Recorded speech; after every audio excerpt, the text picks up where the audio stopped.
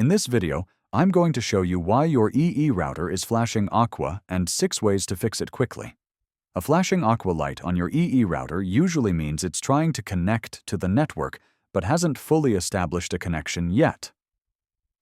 First, restart your router by unplugging it from power for 30 seconds, then plugging it back in. Wait a few minutes to see if the light turns solid. Second, check all cables. Make sure the power and Ethernet cables are securely plugged in and not damaged. Replace any faulty cables.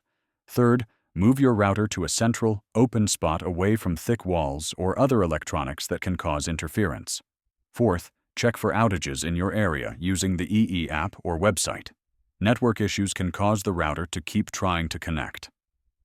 Fifth, reset your router to factory settings by holding the reset button for about 10 seconds until the lights blink. You'll need to set it up again after this. Lastly, if none of these work, contact EE support. They can check your connection remotely or send a technician if needed. Following these steps should fix the flashing Aqua light and get your EE router connected properly. If this video helped you, please like and subscribe to the channel.